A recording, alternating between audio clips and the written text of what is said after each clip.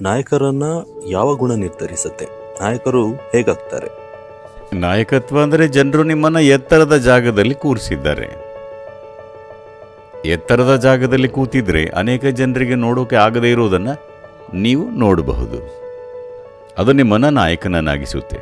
ನಿಮಗೆ ಒಳನೋಟ ಇದ್ದರೆ, ಈಗ ಒಳನೋಟ ಒಂದು ರೀತಿಯ ಸಾಮರ್ಥ್ಯ ನೀಡುತ್ತೆ. ಆದರೆ ನಿಮ್ಮ ಒಳನೋಟ ನಿಮ್ಮ ಸತ್ಯನಿಷ್ಠೆಯ ಜೊತೆ ಸೇರದಿದ್ದರೆ ಯಾರು ಮೇಲೆ ಕೇರಿಸಿದ್ದಾರೋ ಅವರೇ ಕೆಳಗಿಳಿಸ್ತಾರೆ. ಈ ಎರಡು ಸಂಗತಿಗಳೇ ಅತ್ಯಂತ ಮುಖ್ಯವಾದ್ದು ಮತ್ತು ಸ್ಫೂರ್ತಿ ಕೂಡ.